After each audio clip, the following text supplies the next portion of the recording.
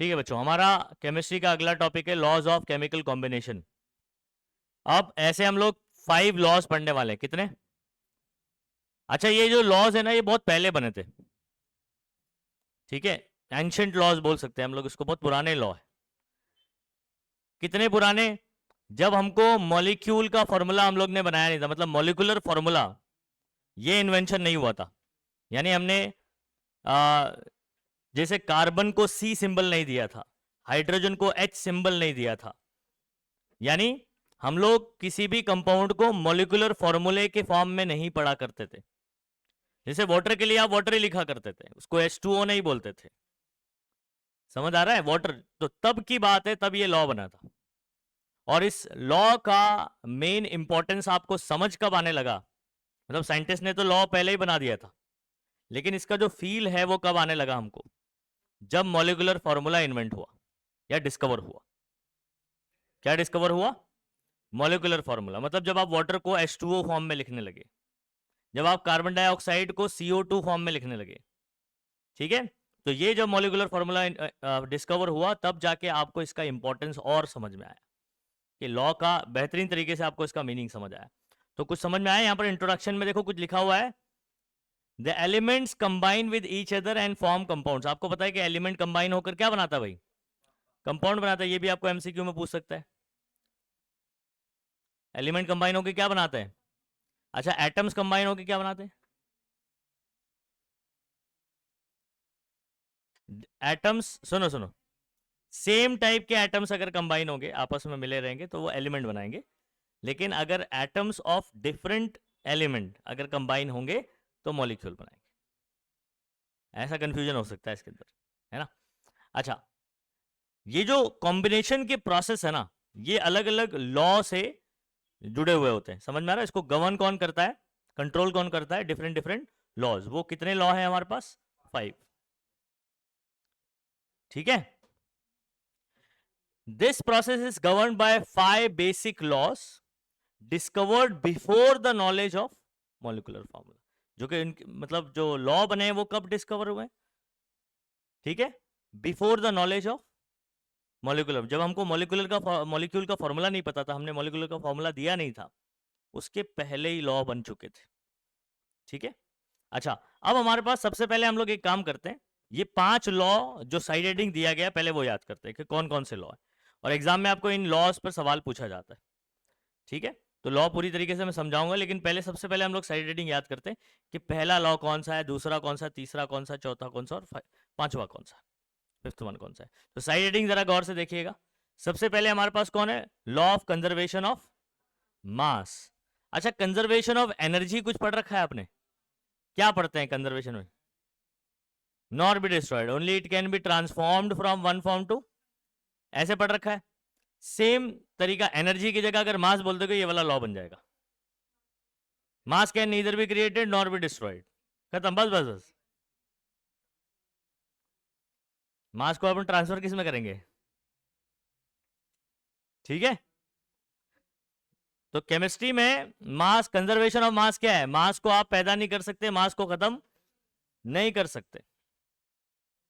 अच्छा, इस रिएक्शन के हिसाब से बात करूंगा, लेकिन फिलहाल यही है। ठीक है, साइंटिस्ट के नाम भी याद करेंगे। Second second law of definite proportion. Second कौन सा है? और थर्ड कौन सा है? Law of multiple proportion. Law of multiple proportion. ठीक है, चौथा आपका कौन सा है? Gay law. कितना होशियारी देखो sir. Gay Lussac's law of gaseous volume. याद रखिए, ये लॉ गैस के लिए अप्लीकेबल है। किसके लिए अप्लीकेबल है? तो इसलिए यहां पर गैसियस वॉल्यूम लिखा हुआ है। This is applicable only for gas. समझ में आ रहा है? हाँ, इसलिए गैसियस वॉल्यूम बोला गया। क्या लॉ है पूरा समझेंगे। ठीक है, फिलहाल आप साइड हेडिंग याद करते हैं। उसके बाद, इसके बाद है, ठीक है, एवोगैड्रोस लॉ। कौन सा लॉ? Avogadro's law. तो ये पूरे 5 पहले नाम याद कर लेते हैं, फिर इंडिविजुअली एक एक को पकड़ के उसको समझेंगे कि ये लॉ क्या कहना चाह रहा है, ये वाला लॉ क्या कहना चाह रहा है। ठीक है, first, law of conservation of mass, law of definite, definite का मतलब होता है फिक्स्ड। ठीक है, लॉ ऑफ मल्टीपल प्रोपोर्शन। उसके बाद चौथा वाला गे Lussac's law of gaseous volume, और चौथा आपका है, पांचवा है सॉरी, एवोगैड्रोस लॉ। ये 5 नाम याद हुए कि नहीं, पहले बताओ। लॉज ऑफ केमिकल कॉम्बिनेशन के पहले आपको 5 लॉ के साइड हेडिंग एटलीस्ट याद होना चाहिए। Law of conservation of mass, law of definite proportion, law of multiple proportion, Gay Lussac's law of gaseous volume, और fifth one is Avogadro's law. ठीक है, अभी देखो इंडिविजुअली हम लोग इसको समझते हैं कि हर एक लॉ हमसे क्या कहना चाह रहा है।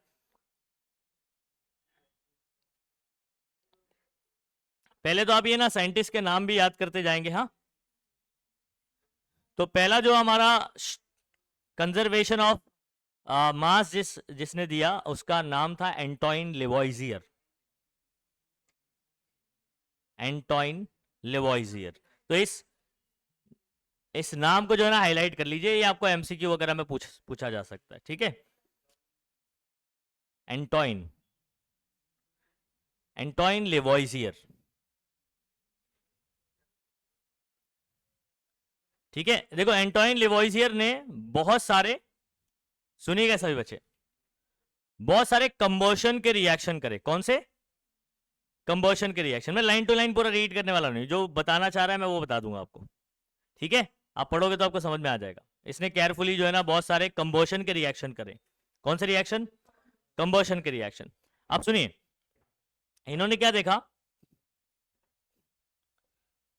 जैसे फॉर एग्जांपल नेमली जो है ना burning of phosphorus and mercury both in the presence of air. तो फॉर एग्जांपल जैसे इन्होंने फास्फोरस को जलाया,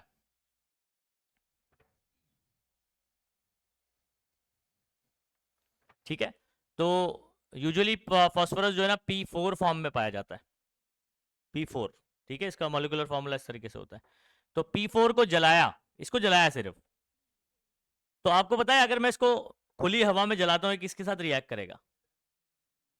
किसके साथ रिएक्ट करेगा? ऑक्सीजन के साथ करेगा। ठीक है, और ऑक्सीजन अकेला होता है दुकेला होता है? दुकेला होता है। तो इस तरीके से ये P4O8 जब, तो बेसिकली बनाएगा ये P4O2 और P8O4 ऐसे करके बनाता है। एक मिनट, ये क्या बनाएगा बच्चों? P2O5 बनाएगा ऐसे। अब देखो सिंपल सब बैलेंसिंग अगर करना चाहें, ठीक है, ये वाला कंपाउंड बनाएगा, P2O5 बनाएगा, और एक्चुअल में इसका डबल बनता है, ये भी नहीं बनता है, एक्चुअल में ये बनता है P4O10। क्या बनता है? P4O10 बनता है। तो अगर मैं इसको बैलेंसिंग करना चाहता हूँ, एक काम करो, इसको हटा दो, P4 और O10। ठीक है, अच्छा यहां पर 2 है और यहां पर कितना है? 10 है। इसको किससे मल्टीप्लाई कर दूं? P4 तो बराबर ही है। तो इस तरीके से कंपाउंड बनता है। और थोड़ा सा इसका अगर स्ट्रक्चर देखोगे ना बच्चों, अभी उतना एक्चुअल में डिटेल में करने की जरूरत नहीं है, लेकिन अपन अगर इसको ऐसे करना चाहें, सुनो बात को,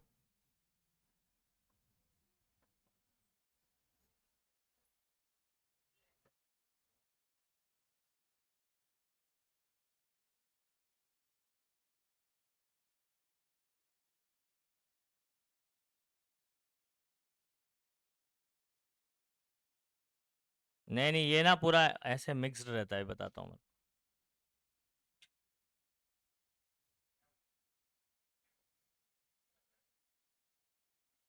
ठीक है, अगर इसमें अगर आप काउंट करो, देखो हर एक फास्फोरस के बीच में जो लिंकेज देखो तो O से लिंक्ड है ये, समझ आ रहा है? हर एक फास्फोरस, और हर एक फास्फोरस का डबल बॉन्ड O भी है।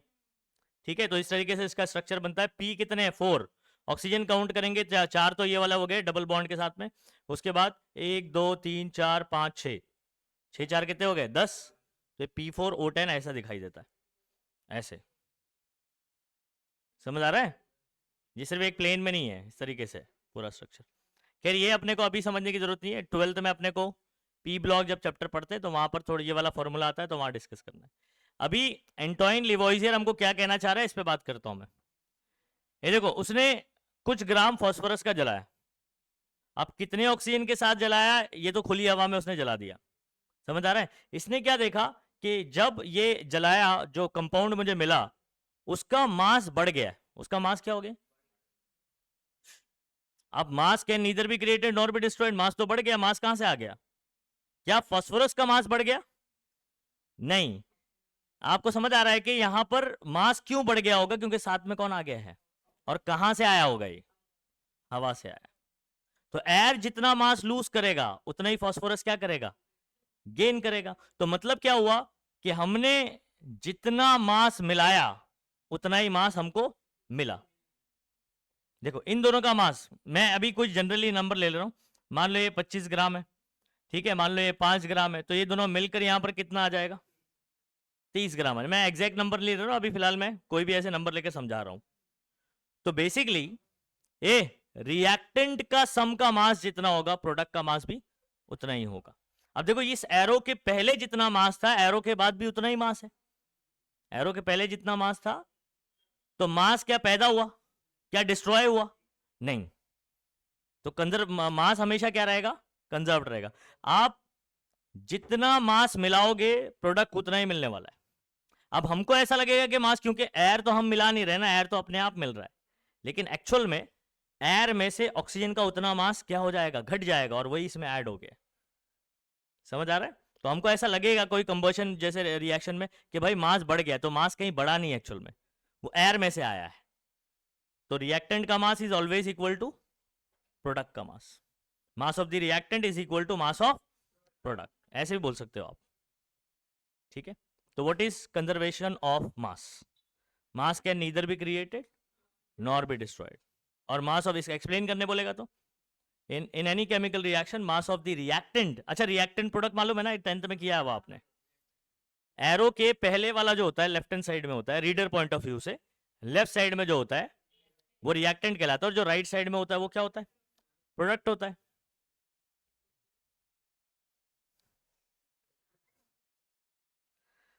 तो याद रखिए इस बात को, ठीक है। अब देखो यहां पर क्या बोला इन्होंने,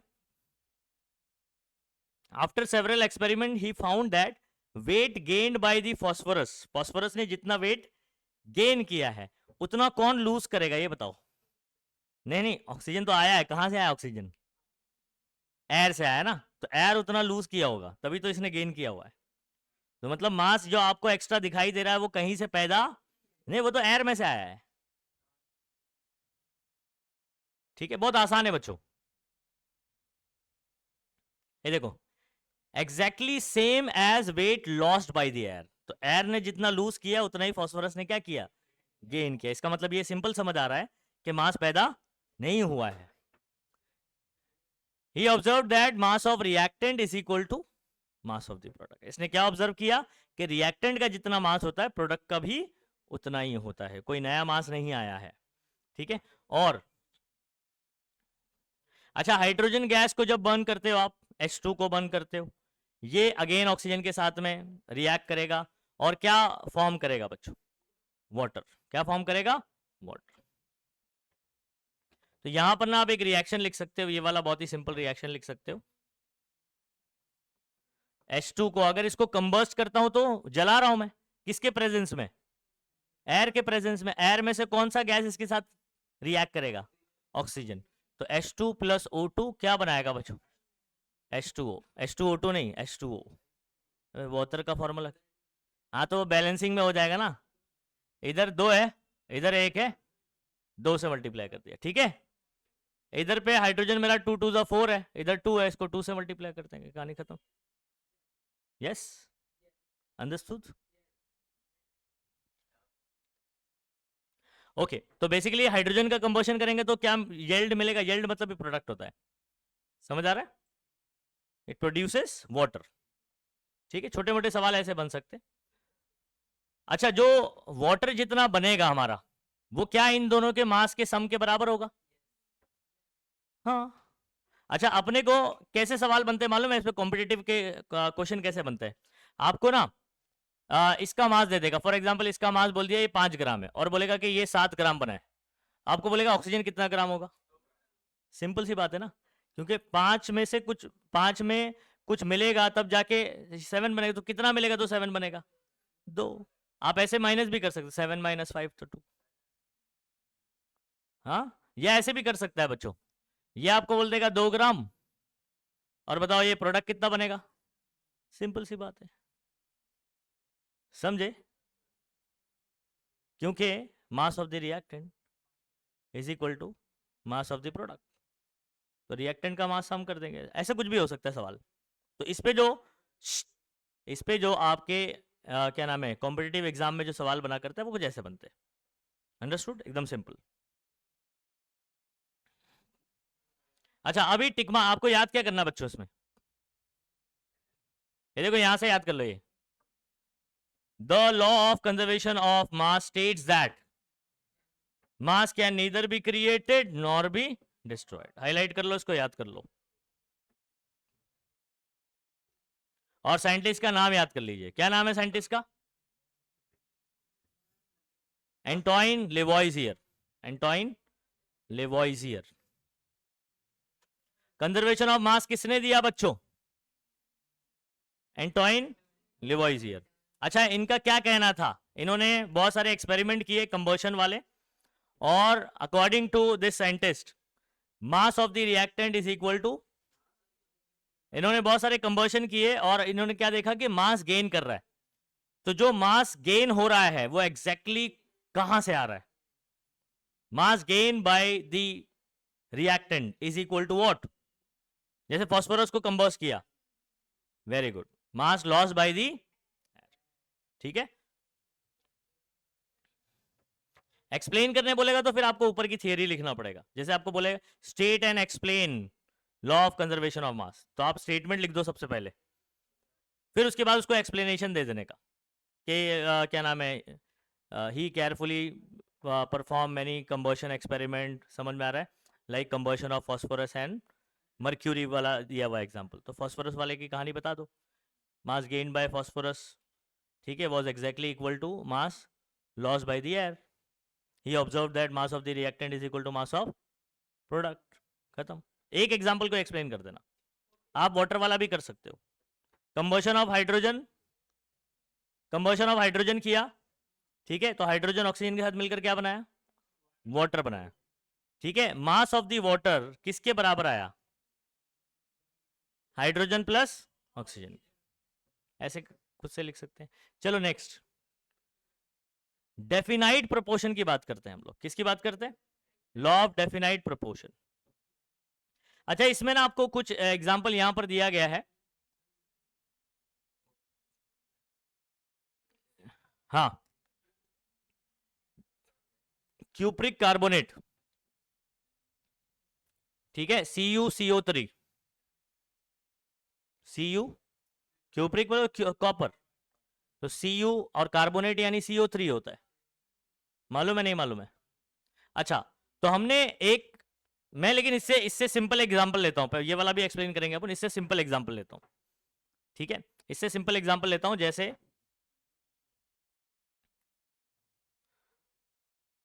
हमारे पास है वाटर,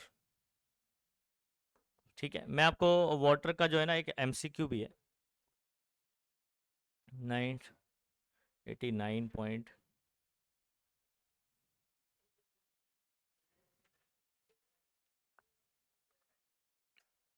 हाँ ये वाला, ठीक है, 11.1,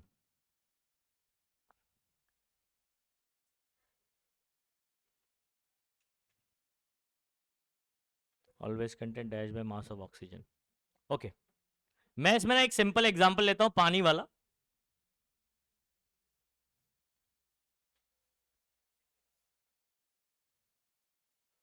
देखिएगा जरा इसको, ठीक है। जैसे इन्होंने क्यूप्रिक वाला एग्जांपल लिया, मैं वाटर वाला लेता हूं, ठीक है। आप एक काम करते हैं, आप पानी लेकर आते बच्चों, ठीक है। मैंने आपको बोला कि भाई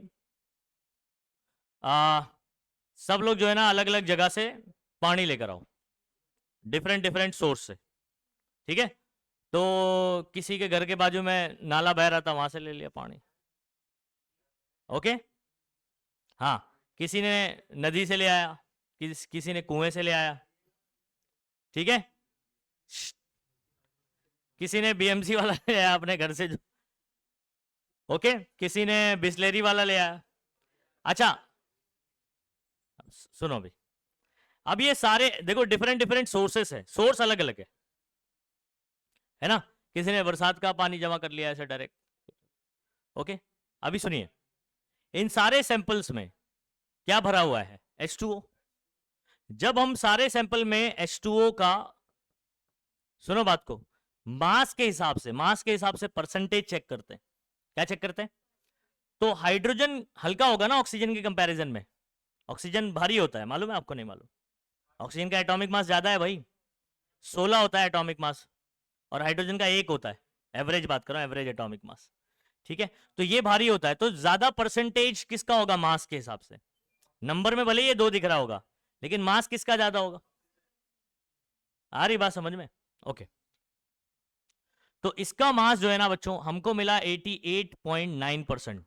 मतलब टोटल 100% में कितना परसेंट? कंपोजिशन के बारे में भी अलग से आप एक चैप्टर में पढ़ने वाले कि परसेंटेज कैसे निकलता है, लेकिन फिलहाल याद रखिए, मैंने अलग अलग पानी में जब सारे सैंपल के अंदर ऑक्सीजन का परसेंटेज चेक किया एक्सपेरिमेंटली, तो 88.9% आया। कितना आया? और हाइड्रोजन का कितना आएगा भाई? 100% में से अगर 88.9 ये है, तो हाइड्रोजन कितना होगा? 11.1% होगा। 100 में से इसको निकालना है यार, कितना आएगा? ये दोनों को मिलाओ, 100% हो जाएगा ना। तो टोटल 100% में से 88.9 ये आया, और 11.1% ये आया by mass, percentage by mass. इसका क्या मतलब है? इसका मतलब ये है कि अगर आप सेम कंपाउंड, चाहे आप लैब में प्रिपेयर करो, चाहे आप उसको अलग अलग सोर्स से लेकर आओ, इररिस्पेक्टिव ऑफ इट्स सोर्स, इसका कंपोजिशन बाय मास ये हमेशा क्या रहेगा? फिक्स्ड रहेगा। क्या रहेगा? फिक्स रहेगा, मतलब डेफिनाइट रहेगा। इसका प्रोपोर्शन क्या रहेगा? हमेशा डेफिनाइट रहेगा। डेफिनाइट रहेगा मतलब फिक्स रहेगा। लॉ क्या नाम है इसका? Law of definite proportion. मतलब आप अगर same compound different different source से लेकर आते हो, उनका परसेंटेज बाय मास, या उनका मैं बोलूं प्रोपोर्शन जो है, वो क्या रहने वाला है? फिक्स रहने वाला है। यही इसकी कहानी है, ठीक है। अच्छा, यहां पर अपने को कंपाउंड दिया हुआ, देखो ये एक नेचुरल सैंपल अपन ने लिया, क्यूप्रिक कार्बोनेट CuCO3 का, ठीक है। अच्छा, एक सिंथेटिक सैंपल, सिंथेटिक मतलब समझ आता है आपको? Man made. सिंथेटिक का क्या मतलब होता है? मैन, नेचर में मिल गया अपने को, जमीन में से मिल गया, समझ आ रहा है? नेचुरल। तो ये नेचुरल मिल गया अपने को, नेचुरली हमने नहीं बनाया इसको, नेचुरली अपने को एक कंपाउंड मिला, और ये हमने लैब में बनाया, मैन मेड। सिंथेटिक का मतलब होता है जो इंसानों ने बनाया, नेचुरल जो कुदरती तौर पर ऊपर वाले ने बनाया, हमने नहीं बनाया। समझ आ रहा है ना ये सब चीजें? अच्छा, दोनों का जब हमने कॉपर का परसेंटेज देखा, 51.3535 आ रहा है। देखो ये फॉर्मूले में CuCO3 है, तो यहां पर कॉपर है, कार्बन है, और कौन है?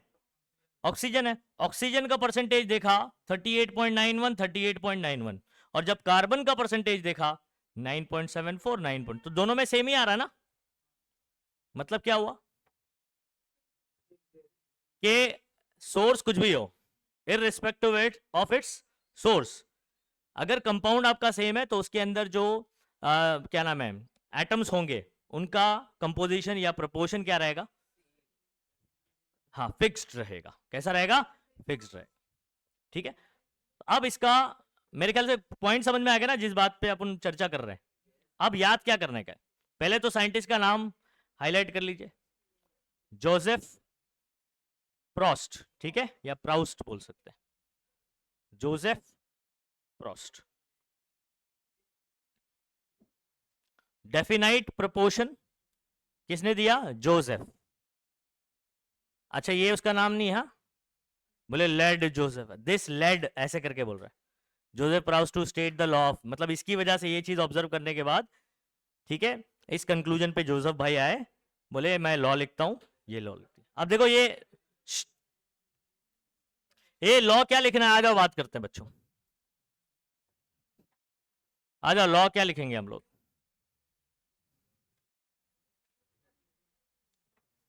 इधर आ जाओ।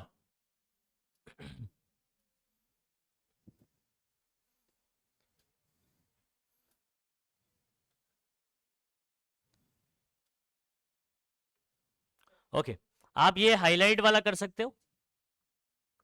A given compound always contains exactly the same proportion of element by weight irrespective of, रुको, इसको थोड़ा मैं इसके साथ कंबाइन कर दे रहा हूं ऐसे, irrespective of its source. मैंने ये स्टेटमेंट अलग से था, मैंने इसको इसके साथ कंबाइन कर दिया, कंप्लीट हो गया. क्या बोलोगे? कोई भी गिवन कंपाउंड क्या होगा बच्चों? Always contains exactly same proportion of element by weight, weight के हिसाब से, irrespective of its source. Actual में ये दूसरा सेंटेंस है जो कि मैंने इसके साथ जोड़ दिया, तो ये मेरा लॉ कंप्लीट हो गया. वैसे इतना भी लिखोगे क्योंकि हाईलाइट इतना ही दिया हुआ है, लेकिन जब ये बोलते हो ना तो ये और ज्यादा कंप्लीट दिखाई देता है, irrespective of its source. Understood? या आप ऐसे बोल सकते हो, irrespective of the source given compound always contain same element in the same proportion. आप यहां से यहां तक ये वाला भी लिख सकते हो, इसका भी मतलब वही है. ठीक है, और मैंने इसके साथ जोड़ दिया तो इसका भी मतलब वही हो गया. ओके. अच्छा, इसका वैलिडिटी जो है वो एक्सपेरिमेंट से कंफर्म किया गया. ठीक है, आपने डिफरेंट डिफरेंट एक्सपेरिमेंट परफॉर्म किया और फिर उससे कंफर्म हुआ कि भाई ये लॉ वैलिड है. ठीक है, वो सब लिखने की जरूरत नहीं है आपको. और इसी को हम लोग क्या बोलते हैं? Law of definite proportion. तो याद उतना ही करना बच्चों, समझने के लिए इतनी सारी चीज दी है, याद सिर्फ लॉ करना. अब मुझे एक चीज बता, ये सही है या नहीं? ये लॉ जो है वो सही है या नहीं, ये कैसे पता चलेगा? एक्सपेरिमेंट करके. तो एक्सपेरिमेंट किया और हमने देखा कि भाई ये जो बोल रहा है वो सही है, तो मतलब वैलिड है. नहीं आया समझ में? मतलब उसका क्या नाम है, करेक्टनेस चेक करते हैं ना अपन. ओके, नेक्स्ट हमारे पास है बच्चों लॉ ऑफ मल्टीपल प्रोपोर्शन. अभी डेफिनाइट देख लिया आपने, अब मल्टीपल देखते हैं. पहले डायरेक्टली स्टेटमेंट पे नहीं आऊंगा मैं, पहले एग्जांपल समझते हैं. अच्छा, आप लोग टेक्स्ट बुक में क्या करोगे बच्चों, एक चीज ध्यान रखना. आप अगर ये रिएक्शंस देखोगे ना, यहां पर रिएक्शन किस तरीके से लिखे गए हैं, गौर से देखिए क्या डिफरेंस है. आप लोग रिएक्शन लिखते तो क्या लिखा करते और यहां कैसे लिखा गया? नहीं, ग्राम छोड़ दे, मॉलिक्यूलर फॉर्मूला लिखा है? नहीं लिखा है. सुनो सुनो सुनो, सुन ले. ये जब लॉ बने थे तो क्या मॉलिक्यूलर फॉर्मूले का नॉलेज था हमको?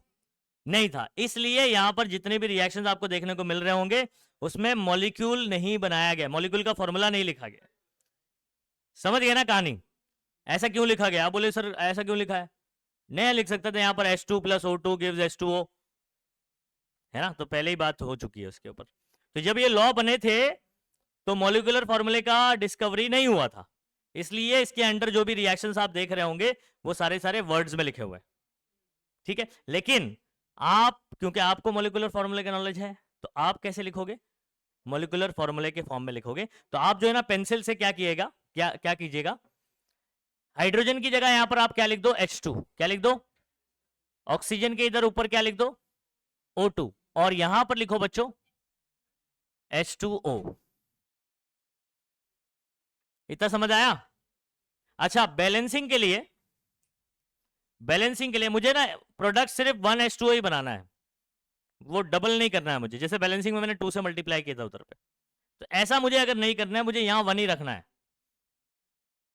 मतलब 1H2O ही रखना है. H2O के पहले कुछ नहीं है, मतलब कितना है? 1 है. अभी आप बैलेंसिंग करोगे, बोलो इधर 2 ऑक्सीजन है, इधर 1 ऑक्सीजन है, आप 2 से मल्टीप्लाई कर दोगे तो बैलेंस हो जाएगा, फिर इधर भी 2 से करना पड़ेगा. लेकिन आपको ऐसा नहीं करना है, आपको प्रोडक्ट 1 ही बनाना है. कितना बनाना है? 1. अच्छा, अब बैलेंसिंग भी करना है, कैसे करेंगे? ऑक्सीजन यहां कितना है और इधर कितना है? अब 2 को 1 बनाना पड़ेगा.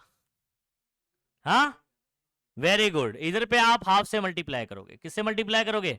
हाफ से. क्यों? सोचो, अगर आपके पास बच्चों, ये दिखाई पड़ रहा है कि नहीं आपको? दिखाई दे रहा है ना? ओके, ए सुनो, ये आपके पास 2 नंबर है ना? इसको 1 बनाना है, क्या करना पड़ेगा भाई? डिवाइड बाय 2 करना पड़ेगा. और एक्चुअल में मल्टीप्लाई बाय हाफ, तो 2 से 2 क्या हो जाएगा? कट हो जाएगा. इसका और भी फील लेते हैं, सुनो. O2, O2 उसका आधा कितना होगा? फॉर एग्जाम्पल ये O और ये O2 है, इसका आधा क्या होगा? O होगा। नहीं आ रही बात समझ में? तो हाफ O2 मतलब एक ऑक्सीजन और हो गया बैलेंस, और 2 हाइड्रोजन तो है ही यहां पर। इस तरीके से लिखें। अच्छा अब सुनो, आप थोड़ा बहुत एटॉमिक मास का हो सकता है आपको नॉलेज होगा, नहीं भी होगा तो एटॉमिक मास अगला टॉपिक आ रहा है, मैं आपको शुरुआत के 20 एलिमेंट के एटॉमिक मास बता दूंगा, लिखेंगे हम लोग क्लासरूम में, वहां पर उसको याद भी करना है अपने को। अच्छा, एक हाइड्रोजन का मास कितना होता है? अगर एक मोल की बात करें तो 1 ग्राम होता है, तो 2 हाइड्रोजन का कितना होगा? 2 ग्राम। ठीक है। अच्छा, हाफ O2 मतलब एक ऑक्सीजन होता है, एक ऑक्सीजन का एटॉमिक मास कितना होता है? 16 ग्राम पर मोल होता है, तो 16 ग्राम हो गया। कितना हो गया ये? 16। अच्छा, 2 और ये 16, 18 होगा। ठीक है, कंजर्वेशन ऑफ मास, याद आ रहा है कुछ? हाँ, तो वाटर में H2O, देखो H2 कितना है? 2, और एक ऑक्सीजन, समझ आ रहा है? 16, 16 और 2 कितना हो जाएगा? 18। तो देखो 18 ग्राम हुआ कि नहीं हुआ बराबर से, according to conservation of mass. ठीक है, बराबर हो रहा है, वैलिड हो रहा है। अच्छा, यही हाइड्रोजन और ऑक्सीजन, इधर ध्यान देंगे, अभी मिलकर क्या बनाया है इसने? पानी। यही दोनों मिलकर दूसरा प्रोडक्ट भी बना सकते हैं, वो क्या है? Under different condition. हाइड्रोजन आपका यहां पर है H2, ठीक है, मैं यहां लिख रहा हूं उसके ऊपर H2, आप पेंसिल से लिख लो बच्चों उसको ऐसे, तो जब आप मॉलिक्यूलर फॉर्मूला लिखोगे तभी आपको बहुत अच्छे से समझ आएगा कि क्या हो रहा है। और ये हाइड्रोजन पेरोक्साइड, किसी को फॉर्मूला पता है? 10th में किया हुआ है आप लोग ने इसका reaction, H2O2, very good, H2O2। अच्छा, क्या ये रिएक्शन बैलेंस्ड है? भाई गौर से देख, उसके बाद हाँ बोल, पहले देख जरा गौर से। H2 और O2 मिलकर H2O2, तो बैलेंस्ड है।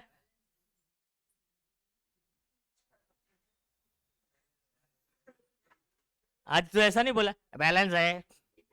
हाँ हाँ, सही बोल रहा है यार, ओरिजिनल आवाज में बोल रहा है। ए सुनो, अब इधर इधर गौर से देखो, बैलेंस है बच्चों। हाइड्रोजन का मास ये 2 का कितना होगा? 2 ग्राम होगा। 2 ऑक्सीजन का कितना होगा? एक ऑक्सीजन का 16, 2 ऑक्सीजन का देखो 32 लिखा हुआ है। अच्छा, पेरोक्साइड H2 का 2 और O2 का 32, 32 और 2 कितना हो जाएगा? 34, बराबर आ रहा है। अच्छा, अगर ये दोनों रिएक्शन को आप गौर से देखोगे, इधर पे रिएक्टेंट कौन है? रिएक्टेंट कौन है जो आपस में रिएक्ट कर रहा है? हाइड्रोजन एंड ऑक्सीजन, यही। हाँ, प्रोडक्ट इज डिफरेंट, प्रोडक्ट क्या है? डिफरेंट आ रहा है, इसको समझिए बात को। डिफरेंट कंडीशन में इन लोग को मिलाएंगे तो उस हिसाब से प्रोडक्ट बनता है। तो यहां पर सेम रिएक्टेंट 2 टाइप के प्रोडक्ट बना रहे हैं। कितने टाइप के प्रोडक्ट बना रहे हैं? जिनमें उनका प्रपोर्शन क्या होगा? डिफरेंट होगा। इनमें उनका प्रपोर्शन क्या होगा? डिफरेंट होगा। अगर मैं देखो यहां पर ना, हम लोग सिंपल रेशो में बात करते हैं, सिंपल रेशो में बात करते हैं।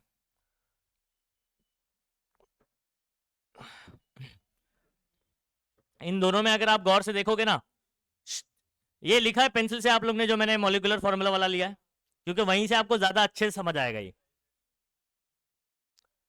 अच्छा, रिएक्टेंट में देखो, अगर आप गौर से देखोगे तो ये तो सेम है दोनों में, अलग कौन है?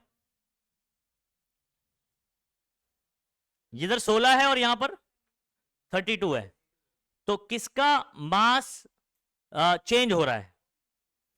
ऑक्सीजन का हो रहा है। समझ आ रहा है? ये डबल है और वो सिंगल है। ओके, तो अगर मैं यहां पर गौर से देखूं कि इधर पहले वाले में 16 ग्राम ऑक्सीजन यूज हो रहा है और दूसरे में which combine with the fixed mass of hydrogen, का तो फिक्स्ड है ना मास, उसके साथ कम, तो ये डिफरेंट हो रहा है। तो इसके रेशो को हम लोग निकाल लेंगे, एक सिंपल रेशो निकालेंगे, 16:32। 16 रेशो, मुझे बताओ, अगर मैं 16 डिवाइड बाय 32 करता हूं तो 16 1 और 2 यानी क्या आ जा रहा है? 1 तो 16:32 को एक सिंपल रेशो में कैसे लिखेंगे? 1 रेशो। इससे और सिंपल हो सकता है ये, तो ये सिंपल होल रेशो ऐसा हो गया। इसको और अच्छे से directly without division, without writing this number, आप यहां से भी बता सकते हो। इधर फॉर्मूला क्या बना था बताओ? H2 मतलब O1, H2O यानी H2O और यहां पर क्या बना था, तो यहां 1 यहां 2, 1:2। समझ आ रहा है? तो ये एग्जाम्पल अगर आपको ऐसे पूछता है कि ये दो एग्जाम्पल आपका हाइड्रोजन और ऑक्सीजन मिलकर ये दो प्रोडक्ट बना रहा है, आप बताओ ये कौन से लॉ को इलस्ट्रेट कर रहा है? 5 लॉ के आपको 4 ऑप्शन दे देगा। Law of multiple proportion, law of, क्यों? एक से ज्यादा प्रोपोर्शन है। यहां पर ऑक्सीजन का रेशो क्या है बच्चों, देख रहे हो?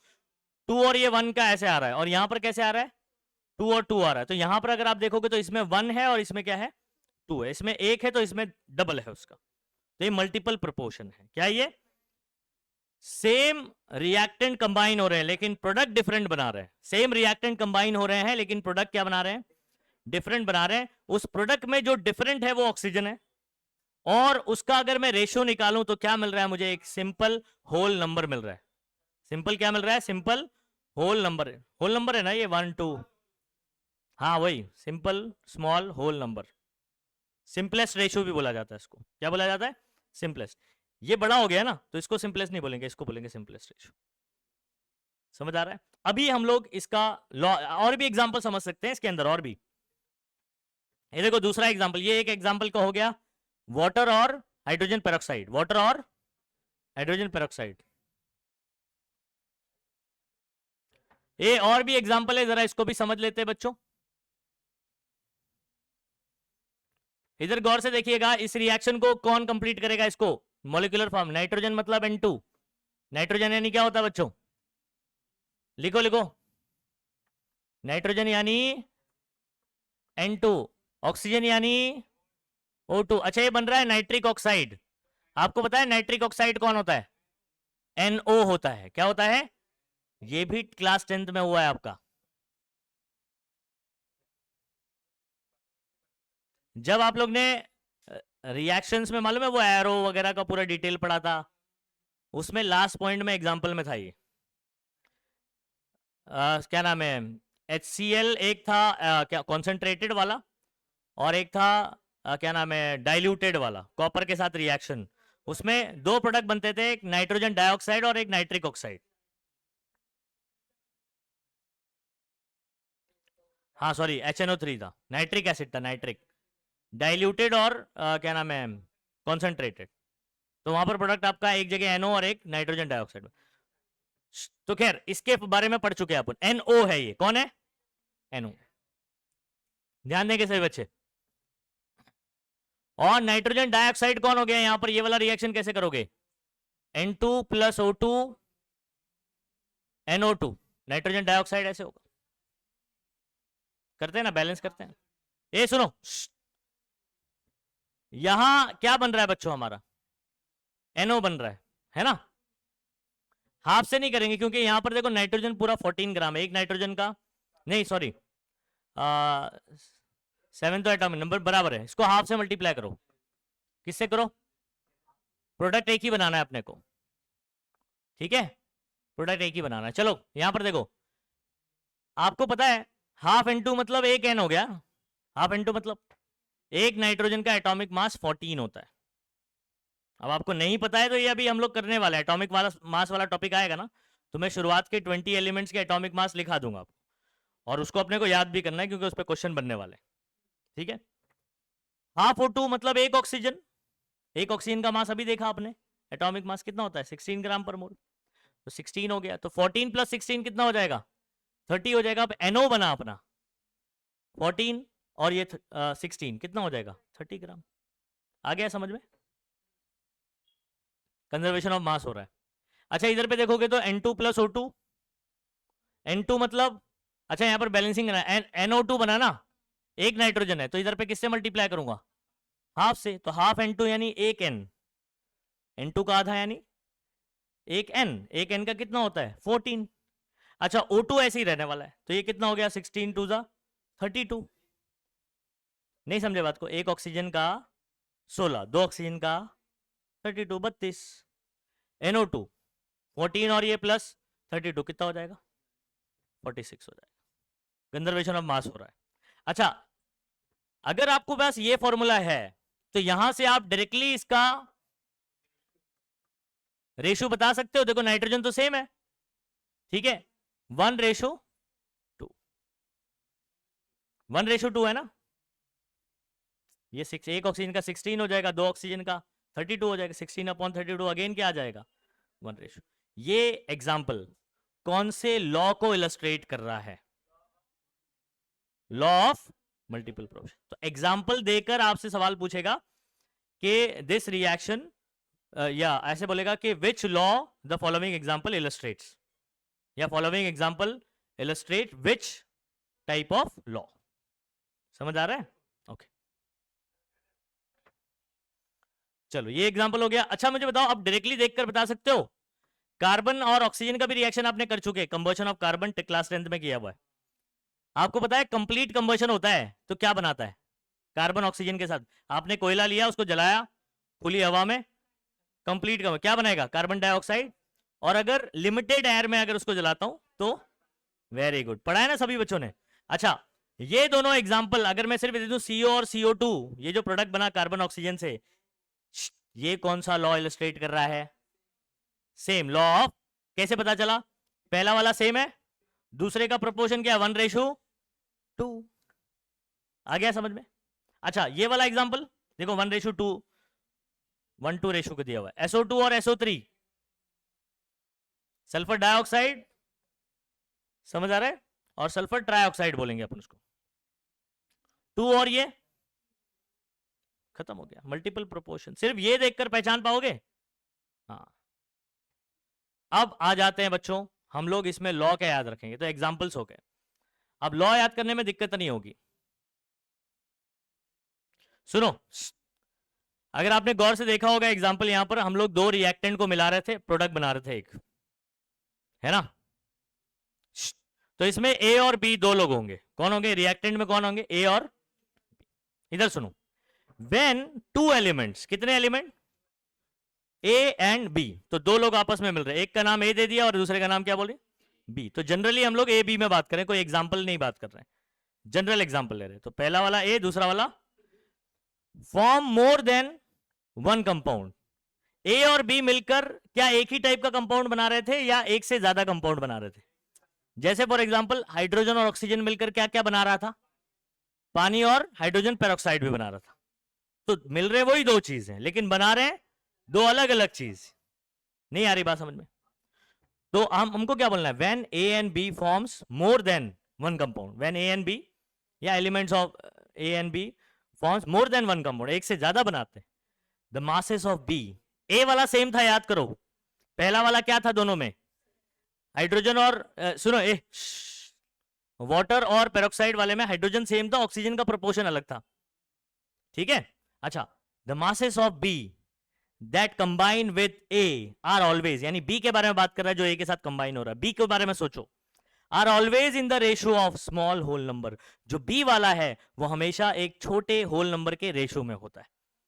जैसे ऑक्सीजन वाले में देख लो 1:2 बराबर है. आप अगर क्या नाम है नाइट्रिक ऑक्साइड और नाइट्रोजन डाइऑक्साइड में देखो 1:2, कार्बन मोनो और कार्बन डाई में देख लो 1:2, सल्फर डाइऑक्साइड और ट्राइऑक्साइड में देख लो 2:3. नहीं आ रही बात समझ में.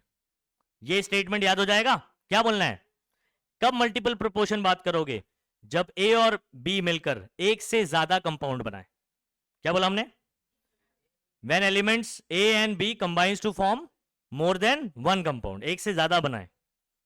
तो एलिमेंट्स ऑफ बी जो ए के साथ कंबाइन होता है, बी जो किसके साथ कंबाइन होता है, बात चल रही है बी की, ठीक है, are always in the ratio of small whole number. B का जो रेशियो आएगा वो हमेशा क्या होगा, एक स्मॉल होल नंबर का रेशियो होगा, एक सिंपलेस्ट नंबर होगा, 1:2, 2:3 ऐसे. नहीं आया समझ में, नहीं आया, इसको टिक मार्क करो, यही याद करना आपको. और एग्जाम्पल वो समझना है जो मैंने बताया आपको. और एग्जाम्पल याद रखो कब समझ आएगा, जब उस वर्ड वाले रिएक्शन को आप मॉलिक्यूलर फॉर्मूला वाला कर दोगे. हाँ क्लास 10 में आपने ये भी पढ़ रखा है कि पहले जो रिएक्शन वर्ड्स में लिखे जाते थे, फिर मॉलिक्यूलर फॉर्मूला इन्वेंशन हुआ तो उसको शॉर्ट में लिखना शुरू किया था.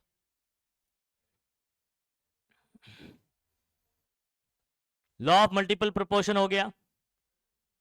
नेक्स्ट बात करते हैं, सबसे इंपॉर्टेंट बात ना ये याद रखो कि गे-लुसाक्स लॉ ये गैस के लिए अप्लीकेबल है। किसके लिए अप्लीकेबल है? और बेसिकली ये वॉल्यूम वाला लॉ है। कौन सा लॉ है? यहां पर इस लॉ में हम लोग वॉल्यूम से डील करते हैं। किससे डील करते हैं? वॉल्यूम से डील करते हैं, इस बात को ध्यान रखिएगा, ठीक है। अच्छा, अब इसके एग्जाम्पल करेंगे फिर लॉ पर आएंगे। लॉ पहले पढ़ूंगा तो समझ नहीं आएगा, पहले एग्जाम्पल्स।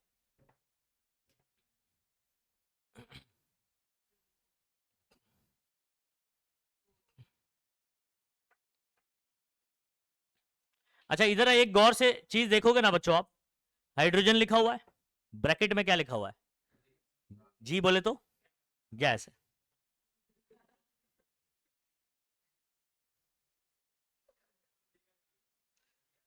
ब्रैकेट में उसका फिजिकल स्टेट लिखा होता है, क्लास 10th में हुआ है ये सब।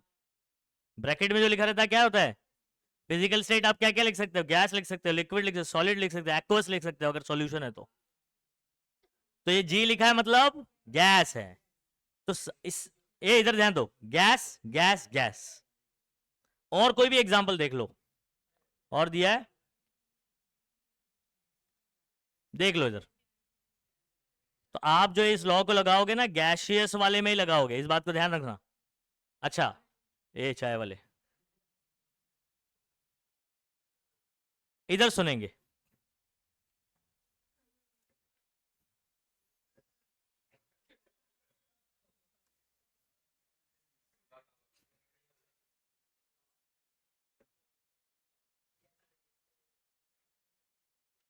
कंट्रोल में रहे, हाँ।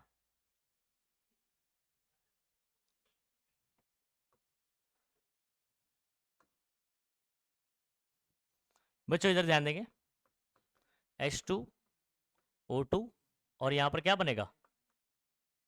फिर से मैंने क्या कर दिया, मॉलिक्यूलर फॉर्मूले में लिख दिया, ठीक। अच्छा, अब बैलेंसिंग भी देख लेते हैं यहां पर जरा। आप इसको बैलेंसिंग कैसे भी कर सकते हैं, जैसे पहले किया था वैसे भी कर सकते हैं, या तो क्या नाम है, मल्टीप्लाई वाला जो अपन ने 2 से मल्टीप्लाई, वैसे भी कर सकते, कोई दिक्कत नहीं। तो फिलहाल मैं वैसे करता हूं जैसा ऊपर किया अपन ने, ½ O2। अच्छा, अगर बच्चों आपके रिएक्टेंट प्रोडक्ट ये सब क्या है, गैशियस फॉर्म में, कैसे हैं? गैशियस फॉर्म में। तो बैलेंस करने के बाद, क्या करने के बाद? बैलेंस करने के बाद ये जो नंबर शुरुआत में, जैसे यहां कुछ नहीं है मतलब क्या है? 1 है।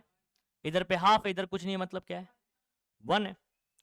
तो बैलेंस करने के बाद आपको ये जो नंबर मिलते हैं इनको स्टोइकियोमेट्री, स्टोइकियोमेट्री,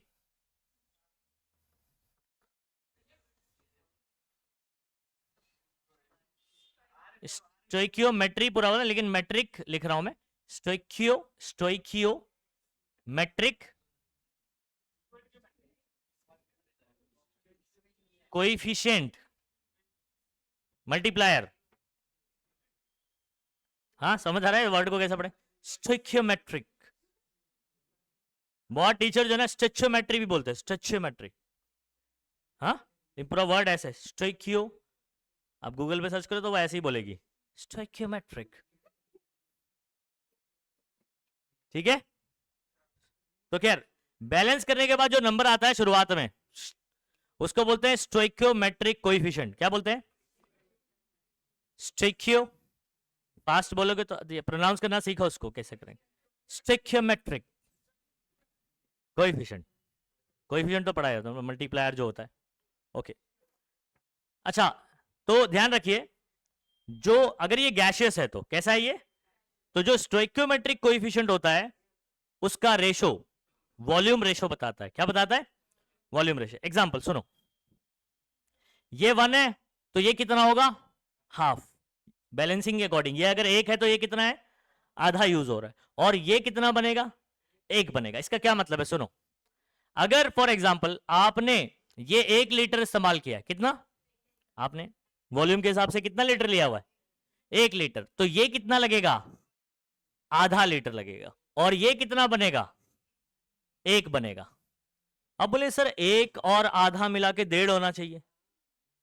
सुनो बात को, केमिकल रिएक्शन हो रहा है यहां पर, और volumes are not additive. Volume additive नहीं होते। हाँ, सम टाइम आपको ऐसे कुछ रिएक्शन में मिल जाएगा कि इन दोनों का सम इसके बराबर है, लेकिन हमेशा नहीं है ऐसा। तो वॉल्यूम्स आर नॉट एडिटिव, यहां पर ये दोनों मिलकर कंबाइन होकर नया कंपाउंड बनाया हुआ है।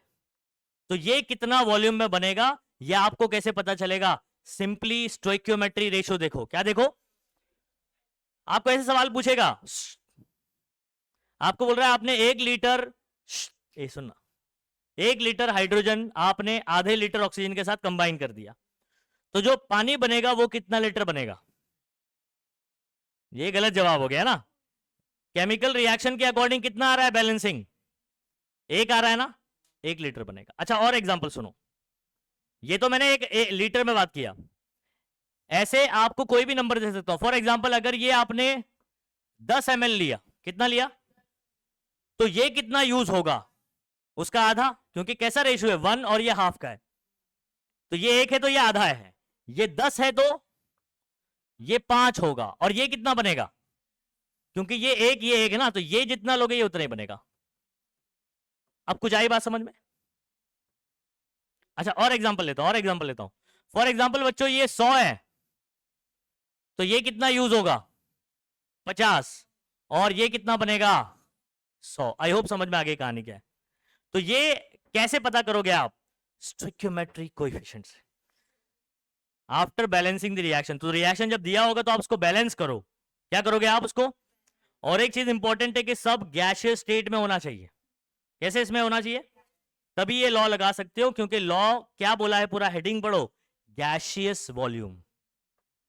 अगर कोई लिक्विड सॉलिड में तो वहां पर ऐसा नहीं चलेगा, गैस रहेगा तो ही आप गैसियस लॉ लगा सकते हो, इस बात को ध्यान रखिएगा। अच्छा और जरा चेक करें, कोई और नंबर लूं तो कर पाओगे बच्चों? अब ना थोड़ा सा इसमें खेल खेलता हूं मैं, थोड़ा सा खेल खेलते हैं। ये रिएक्शन आपके सामने है, 1 हाफ और 1, रेशो क्या है इसका समझ आ रहा है ना? ओके आप चाहे ना तो इसको ऐसे भी लिख सकते हो, मल्टीप्लाई बाय 2 करोगे तो 2 1 और 2 आ जाएगा। बता रहा हूं ना, रुको ना, थोड़ा फील तो लाने दो आप मुझे। बच्चों अगर मैंने आपको बोल दिया कि आपने इसको 100 ml लिया है, और ये भी आपको मैंने 100 ml ही दे दिया है, इसको 100 ml दिया मैंने, ये वाला भी 100 दे दिया, और आपको पूछूंगा कि वाटर कितना बनेगा? सोचो सोचो। 100 बनेगा, 100 बनेगा। रीजन क्या? सुनो, देखो रेशो क्या है इनका, 1:1/2 का रेशो, मतलब ये 1 है तो ये उसका आधा होगा। तो अगर आपने इसको 100 लिया है तो इसमें से सिर्फ 50 ही यूज होगा, 50 बच जाएगा, 50 विल रिमेन अनरिएक्टेड। सुनो बैलेंसिंग के अकॉर्डिंग आपको क्या समझ आ रहा है? 1 और ये हाफ का रेशियो, ये जितना होगा ये उसका आधा यूज होगा। तो आपने अगर इसको 100 इस्तेमाल किया है, और इसको भी सॉरी 100 मिला मुझे, और ये भी 100 मिला है, लेकिन इनका प्रोपोर्शन क्या जो आपस में मिलते हैं, ये 100 के साथ में 50 मिलेगा, 1 के साथ में आधा मिलेगा, तो आधा बच जाएगा ना, हाफ विल रिमेन अनरिएक्टेड। इसका एग्जांपल ना मैं आपको इससे देता हूं, क्या बोलते हैं, ब्रेड और चीज से। ब्रेड और चीज, मुझे एक चीज बताओ, अगर मैंने 100 ब्रेड दिया आपको, 100 ब्रेड, कितने ब्रेड, और आपको पता है कि आप सैंडविच कैसे बनाते हो भाई, 2 ब्रेड और बीच में एक चीज डालोगे, नहीं आ रही बात समझ में? तो मैंने 100 ब्रेड दिया आपको और 100 चीज दिया, समझ आ रहा है? और एक सैंडविच कैसे बनाना है उसकी रेसिपी क्या बताया? 2 ब्रेड और बीच में एक सैंडविच, अरे 2 ब्रेड और एक सॉरी चीज, सॉरी माय मिस्टेक, 2 ब्रेड बीच में एक चीज से क्या बनेगा आपका? एक सैंडविच बनेगा, ये इसका रेसिपी है। 100 ब्रेड और आपको 100 चीज दे दिया गया है, जब आप सैंडविच बनाने लगोगे कितने सैंडविच आपके बनेंगे? 50 बनेंगे, और 50 चीज बच जाएगा। अच्छा अभी इतना बड़ा नंबर किसी को नहीं समझ आ रहा है, कोई बात नहीं, सुनो सिंपल नंबर लेते हैं, 10 ब्रेड लेता हूं और 10 चीज देता हूं आपको, ठीक है? 10 ब्रेड में आप इंडिविजुअली पहले एक सैंडविच बनाओ, 2 ब्रेड लोगे एक चीज लगाओगे, 2 ब्रेड लोगे, 1 चीज लोगे। जब ऐसे करते करते जाओगे कितने सैंडविच बनेंगे टोटल? 5 ही बनेंगे। समझ आ रहा है कुछ? हाँ तो वो विल रिमेन अनरिएक्टेड। अब मेरे पास ब्रेड नहीं बचे, क्या करूं उसका? अगली बार के लिए काम आएगा। कुछ आई बात समझ में? ऐसा मत करना है, डबल रिएक्शन में बात कर रहा हूं। कब सवाल ऐसे घुमाता है, सवाल ऐसे घुमाएगा, ठीक है। अच्छा, और दूसरा सिचुएशन समझो। रिएक्शन में नंबर से आपको पता चल गया कौन कितना रिएक्ट करेगा। अगर बच्चों मैं बोलूं ये 50 है, अच्छा एक काम करता हूं, थोड़ा सिंपल नंबर, ये 100 है। कितना है? 100 है। और सुनो, ये 25 ml है, ये 100 है और ये 25 है, वो कितना बनेगा? आप यहां सोचो, सोचो सोचो बच्चों। देखो ये 25 है ना, इसका डबल ये यूज होगा। 25 का डबल 50। कैसे पता चला आपने को? ये आधा है तो ये 1 है, तो अगर ये 25 है तो ये उसका डबल 50, वो यूज करके कितना बनेगा? ये 50 बनेगा। और बच कौन जाएगा एक्स्ट्रा? ये हो गया आपकी बार, ये 50 बच जाएगा। कुछ कहानी समझ आ रही है क्या बच्चों? ऐसे सब सवाल इसके ऊपर बना करते कॉम्पिटेटिव एग्जाम्स में। इसमें क्या समझने का नहीं है, इसमें ही समझना था। कॉम्पिटेटिव एग्जाम में यही सवाल पूछा जाता है, ऐसे ही सवाल पूछा जाता है। आई होप ये समझ में आ गया कि एग्जाम्पल लेकर इलस्ट्रेट करके समझाया नहीं गया आपको यहाँ पर कि ऐसे क्वेश्चन बनते हैं, ऐसे सब नहीं बताया गया। तो मैं बता रहा हूँ आपको ऐसे क्वेश्चन। तो अच्छा अभी इधर आ जाओ, ये क्या है? 2 वॉल्यूम 1 वॉल्यूम 2 वॉल्यूम, ये भी समझ में आ जाएगा अभी आपको।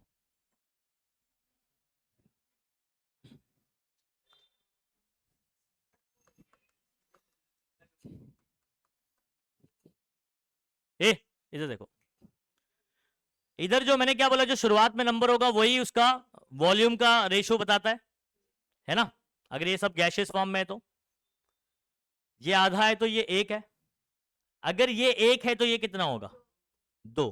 तो अगर ये 1 है तो ये उसका डबल वॉल्यूम होगा, बराबर। और ये जितना होगा प्रोडक्ट भी उतना ही है। देखो यह भी 1 ही है ना, 2 वॉल्यूम हो गया। अभी भी नहीं समझ आया? ये इन जनरल बात कर रहे हैं क्या? अरे तो इसलिए तो जनरली बात कर, 2 वॉल्यूम डबल होगा, इसका जो भी वॉल्यूम होगा उसका डबल होगा। क्या? कोई भी चीज हो, ये अगर ml में दे रहा है तो ml में आप बात कर लो। देखो ये 50 है तो उसका डबल नहीं है ये, नहीं, ये 50 ml है तो ये 100 ml यूज होगा। और ये कितना बनेगा? क्योंकि रेशियो देखो 1 इधर पे 1 है और इधर पे भी 1 है, तो ये अगर 100 ml है तो ये भी कितना बनेगा? 100। ये अगर 2 वॉल्यूम है, इसका डबल है, तो ये भी उतना ही बनेगा। तो ये इन जनरल बात कर रहा है, समझे? हाँ, अगर मैं फॉर एग्जांपल ये 3 वॉल्यूम लेता हूं तो ये कितना हो जाएगा? उसका डबल हो जाएगा, 6 वॉल्यूम हो जाएगा। और ये भी 6 हो जाएगा। कुछ कहानी समझ? ये सिंपल बोल रहा है ना, सिंपलेस्ट रेशो। सिंपलेस्ट क्या होगा? सबसे स्मॉल में होगा ना। सिंपलेस्ट क्या होगा? सबसे स्मॉल। ओके, अच्छा अभी बैलेंसिंग जरा चेक कर लेते हैं। अगर मैं इसको बच्चों 2 से मल्टीप्लाई करता हूं पूरी रिएक्शन को, ये 2 से मल्टीप्लाई करते तो यहां कितना बचेगा? 1। इसको 2 से किया तो अच्छा स्टोइकियोमेट्री का रेशो क्या है? 2:1 रेशो 2:1 कुछ कहानी समझ आई? और रिएक्शन देखते हैं और एग्जांपल देखते हैं।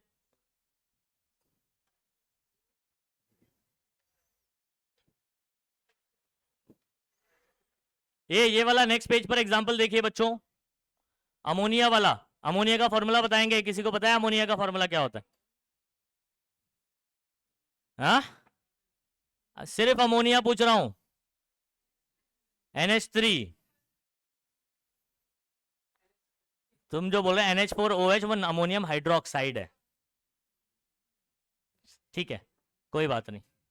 ये इधर पे लिखो जो मैं लिखा रहा हूं। नाइट्रोजन मतलब कौन हो गया? N2। कौन हो गया?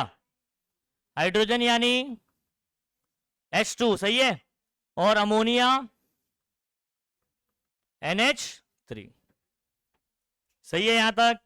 Yes everybody? ओके। जरा चेक करते हैं, बैलेंसिंग कर लो उसको। नाइट्रोजन यहां कितना है 2, और यहां पर कितना है, आप ऐसे भी कर सकते हो, इसको हाफ से मल्टीप्लाई कर सकते हो, ठीक है। मैं इधर पे क्या कर रहा हूं, मैं ऐसे मल्टीप्लाई 2 1 जा 2 कर ले रहा हूं। हाँ, तो नाइट्रोजन 2 1 जा 2, नाइट्रोजन हो गया बैलेंस। हाइड्रोजन देखो 2 3 जा 6, यहां पर 2 है तो किससे मल्टीप्लाई करूंगा। अच्छा, तो बैलेंस हो गया, इसके पहले कुछ नहीं, नंबर 1 है। इसका बताओ वॉल्यूम रेशो क्या होगा, वॉल्यूम रेशो क्या होगा, सिंपलेस्ट वॉल्यूम रेशो क्या होगा, 1:3:2। समझ गए, नहीं समझे, अरे बोलो 1:3:2। स्टोइकियोमेट्री देखो ना, सिर्फ स्टोइकियोमेट्री कोएफिशिएंट देखो ना, बैलेंस करने के बाद स्टोइकियोमेट्री 1:3:2 1:3।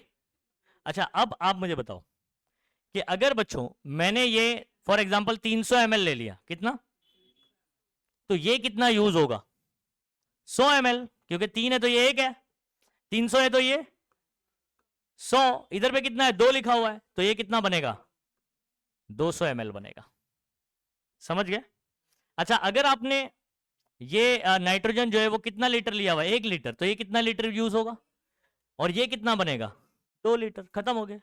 और सिंपलेस्ट रेशियो में बात करूं तो 1 वॉल्यूम 3 वॉल्यूम, और वॉल्यूम रेशियो क्या होगा इसका, समझ आ रहा है। कौन सा लॉ इलिस्ट्रेट कर रहा है ये एग्जांपल,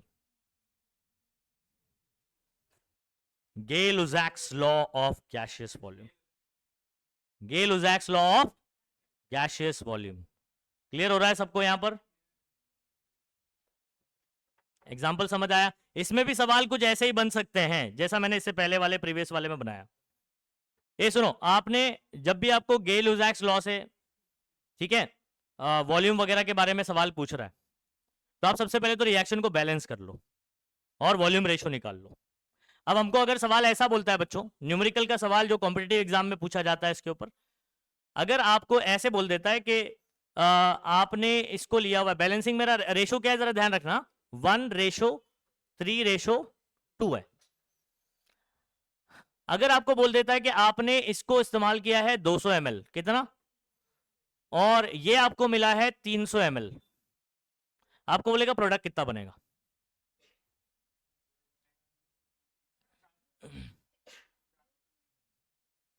बोलो, आप वॉल्यूम को ऐड क्यों कर रहे हो, वॉल्यूम्स आर नॉट एडिटिव। 200 बनेगा कैसे, सुनो, 3 के लिए 1 यूज होगा ना, तो अगर ये 300 है तो इधर कितना यूज होगा 100 यूज होगा, समझ रहे हैं। और ये जितना यूज होगा जैसे 100, तो उसका डबल ये होगा, तो 100 का डबल कितना हो जाएगा। तो आप ध्यान रखो कि 200 पूरा यूटिलाइज ही नहीं होगा, क्योंकि रेशो क्या है 3 के लिए 1 है, तो 300 के लिए कितना 100 ml, और उसका डबल ये होगा, यानी कितना बनेगा 200 ml बनेगा। कुछ कहानी समझ आई। और आपको ऐसे भी सवाल पूछ सकता है कि कौन सा रिएक्टेंट बच जाएगा, नाइट्रोजन बच कितना बच जाएगा 100 ml, ये सब सवाल आपसे पूछा जाएगा। नहीं समझ आ रहा क्वेश्चन कैसे बनेगा इसके ऊपर, इस तरीके से बनेगा, ठीक है। अच्छा, और भी चीजें हो सकती है।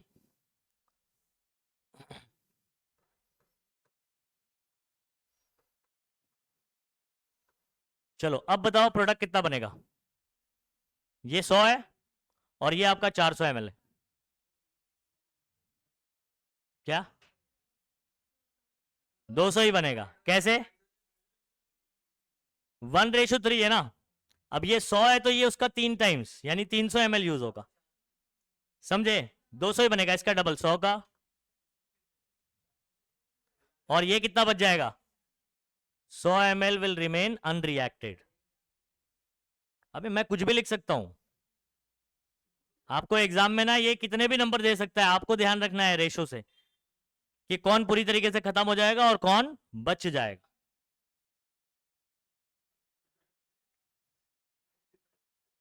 समझ आ रहा है। अच्छा, इसमें ना एक आगे चल के एक चैप्टर में अपन बात करेंगे एक्सेसिव रिएजेंट। सवाल क्या आता है कि एक्सेसिव रिएजेंट कौन है,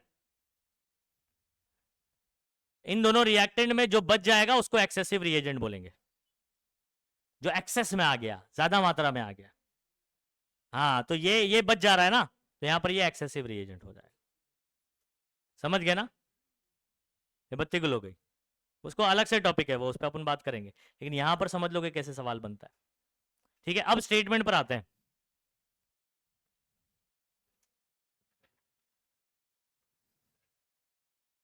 स्टेटमेंट पर आते हैं। आप स्टेटमेंट समझने से हमको कोई रोक नहीं सकता बच्चों।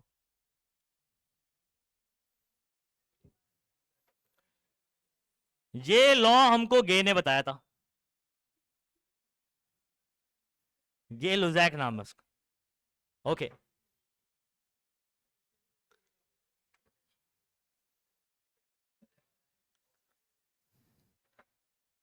ये देखो यहां से द लॉ स्टेट्स दैट, और दिस लॉ स्टेट्स दैट, ऐसे के बिल्कुल लिख सकते हैं। The law states that when gases बोल रहा है, देखो गैसेस लॉ है ना, तो गैसेस कंबाइन और आर प्रोड्यूस, गैस कंबाइन होती है या प्रोड्यूस होती है, गैस कंबाइन हो रही है या गैस बन रही है in a chemical reaction, they do so, they do so मतलब वो इस तरीके से काम करते हैं in simple ratio by volume. मतलब इनका जो वॉल्यूम रेशो क्या रहता है, एक सिंपल रेशो रहता है। जैसे आपने वाटर वाला एग्जांपल देखा, हाइड्रोजन प्लस ऑक्सीजन मिला और वाटर वेपर बना, वाटर क्या बना, वेपर बना, तो वेपर बना तो गैसियस इसमें बना। तो ये आपस में एक सिंपल वॉल्यूम रेशो में कंबाइन होते हैं। वाटर वाले एग्जांपल में क्या रेशो था मेरा, 2:1:2, क्या था हमारा, चेक करना, H2 प्लस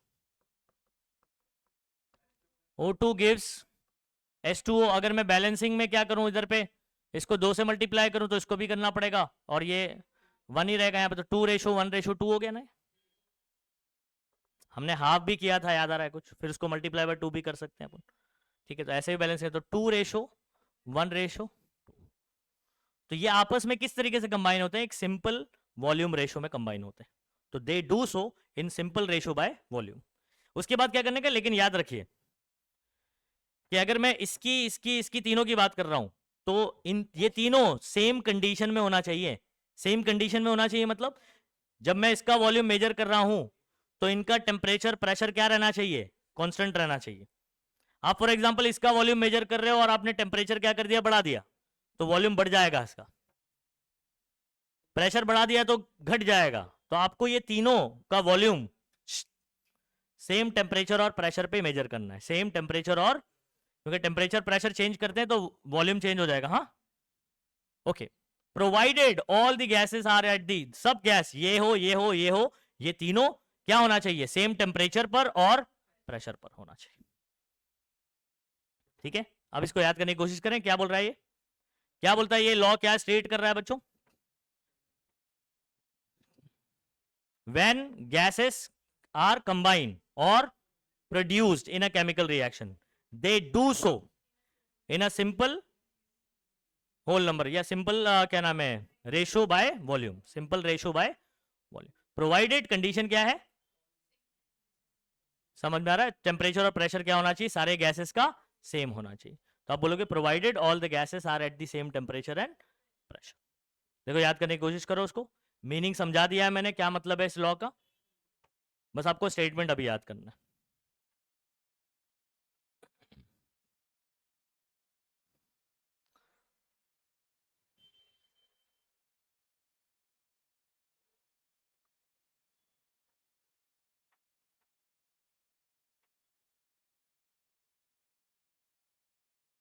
कुछ कॉलेजेस में ये पार्ट स्किप कर देते हैं, लेकिन मैक्सिमम कॉलेजेस में ये चीज पढ़ाई जाएगी और बहुत ही इंपॉर्टेंट है हमारे केमिस्ट्री के लिए।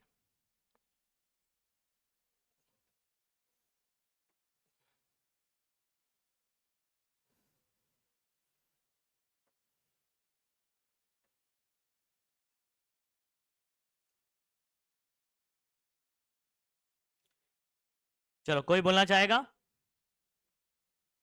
क्या बोलेंगे, दिस लॉ या the law states that when gases are combined और produced in a chemical reaction, they do so in simple ratio by volume, provided all the gases are at the same temperature and pressure.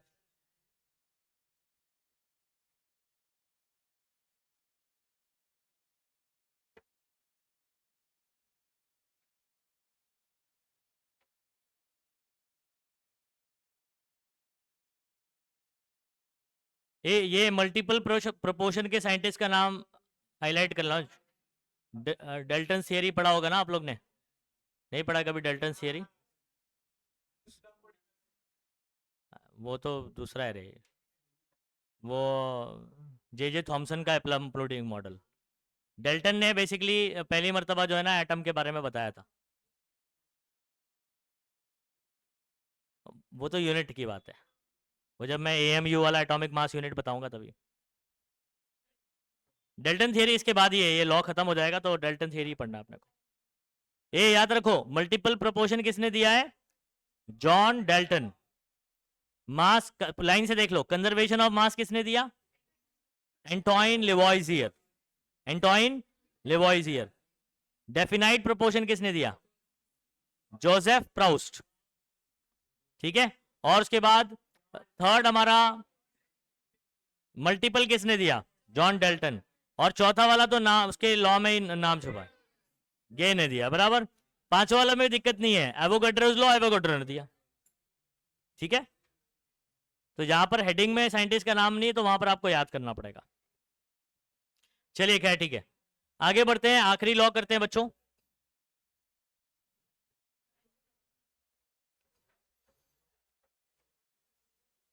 इसको pose देने आता था ये scientist.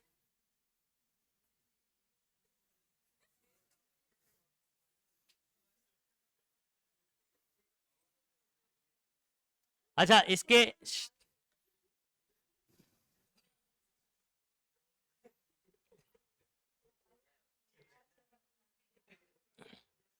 अच्छा ये भी बहुत इंपॉर्टेंट लॉ होने वाला है, लेकिन ये भी बात ध्यान रखेंगे कि इसमें भी जो एग्जांपल अगर आप देखोगे तो ये गैस गैस गैस लिखा हुआ है ना।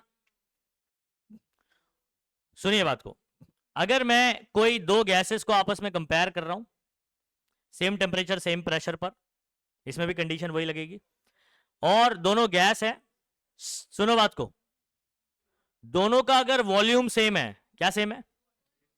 इफ वॉल्यूम सेम है तो दोनों का नंबर ऑफ मॉलिक्यूल भी क्या होगा? सेम होगा। मान लो क्या नाम है, कोई गैस है हमारे पास एट एसटीपी बताता हूं क्या होता है, स्टैंडर्ड टेम्परेचर प्रेशर बात करते हैं। ठीक है, तो अगर मेरे पास ये 1 मोल है, कितना मोल है? अमाउंट ऑफ सब्सटेंस याद है? तो इसका वॉल्यूम 22.4 लीटर है। ठीक है, और इसका भी वॉल्यूम फॉर एग्जांपल 22.4 लीटर है। तो इसके पास हाइड्रोजन के 1 मोल मॉलिक्यूल होंगे, तो ऑक्सीजन के भी कितने होंगे? 1 मोल मॉलिक्यूल। अच्छा 1 मोल मतलब कितना नंबर होता है बताओ? ये नंबर को क्या कहते हैं? Avogadro's number. लॉ बहुत सिंपल है, अगर कोई दो गैस आप कंपेयर कर रहे हो सेम टेम्परेचर पर सेम प्रेशर पे बात कर रहा हूं, अगर दोनों का वॉल्यूम सेम है, क्या सेम है? वॉल्यूम सेम है, नंबर ऑफ मॉलिक्यूल भी सेम होगा। वॉल्यूम सेम है तो नंबर ऑफ मॉलिक्यूल भी सेम होंगे। इसके पास नंबर ऑफ मॉलिक्यूल मान लो क्या नाम है 2 मोल है, तो इसके पास भी कितना होगा? 2 मोल होगा, अगर दोनों का वॉल्यूम सेम है। अगर मान लो, जैसे एग्जांपल में बताता हूं मैं आपको, एग्जांपल में बताता हूं, जैसे ये वाला एग्जांपल है ना, ये देख रहे हो रिएक्शन, इसको थोड़ा सा ना मॉलिक्यूलर फॉर्मूले में लिखो आप, H2O2, और ये क्या हो जाएगा? बैलेंसिंग कर लेते हैं। ठीक है, बैलेंसिंग कर लेते हैं बच्चों। ठीक है, तो यहां पर मैं 2 से मल्टीप्लाई कर देता हूं, यहां से 2 से मल्टीप्लाई करता हूं, ये बैलेंसिंग हो गई। बोलो भाई, चलो इधर ध्यान दे अभी। पहले वॉल्यूम, ये सब गैसियस है ना, गैस में दिया हुआ सब गैस। ठीक है, ध्यान रखिएगा। और इसका वॉल्यूम का जरा रेशो आप क्या बता सकते हो बच्चों? वॉल्यूम का रेशो क्या है? 2:1:2। सही है, क्या लिखा हुआ है इन्होंने? 2:1:2। अच्छा अब मुझे बताओ किसके किसके वॉल्यूम सेम है?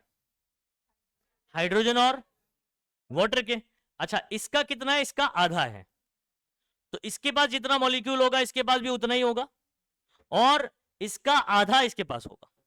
ये वॉल्यूम आधा है तो मॉलिक्यूल भी आधा हो जाएगा। समझ आया बात को? अच्छा यहां पर देखो, अगर ये मान लो n कितना भी नंबर हो सकता है, n मान लो 10 बोल देता हूं मैं, तो अगर ये 10 मॉलिक्यूल है तो ये कितना होगा? 2n होगा, 20 होगा, और ये जितना होगा ये भी उतना ही होगा। कुछ कहानी समझ आई? ये n कितना भी नंबर हो सकता है, समझ आ रहा है? ये मान लो 1000 है तो ये कितना हो जाएगा? 2000 हो जाएगा। कुछ आई बात समझ में? वॉल्यूम सेम तो नंबर ऑफ मॉलिक्यूल भी। कंडीशन क्या है कि आप मेजर करोगे सेम टेम्परेचर और प्रेशर पे। सिंपल कहानी है कि डिफिकल्ट है? दो गैसेस चाहे वो गैस कोई भी हो, डिफरेंट गैसेस, ठीक है, अगर उनका वॉल्यूम सेम है तो नंबर ऑफ मॉलिक्यूल भी क्या होगा? सेम होगा। और अगर मान लो आधा है, डबल है, तो उस हिसाब से आप मल्टीप्लाई कर सकते हो। इधर पे देखो कैसे बोला, अगर ये एक मॉलिक्यूल है तो ये कितना होगा? 2 होगा, और वो भी 2 होगा। सिंपल है ना? चलो अब यहां पर आ जाते हैं, स्टेटमेंट पढ़ते हैं, ठीक है।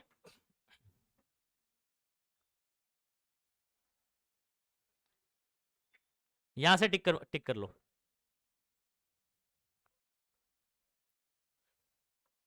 आप ऐसे भी लिख सकते हो, एवोगैड्रो प्रपोज दैट, या ऐसे बोल सकते हो दिस लॉ स्टेट्स दैट, ऐसे भी कर सकते हो। नहीं आ रही बात समझ में? या जैसे टेक्स्ट बुक में लिखा वैसे याद है, तो Avogadro proposed that equal volume of all gases at same temperature and pressure contain equal number of molecules. Simple है बच्चों, सुनो बात को, या मैं शॉर्ट में बताऊं, equal volume of all the gases, ठीक है, contain equal number of molecule provided at this, मतलब they are measured at the same temperature and pressure. नहीं समझे बात को? मतलब वॉल्यूम बराबर तो नंबर ऑफ मॉलिक्यूल भी बराबर। ये शॉर्ट में कंक्लूजन है इसका, ठीक है। इसको याद कर लेना है। देखो अभी याद करने की कोशिश करो, उसको याद हुआ क्या?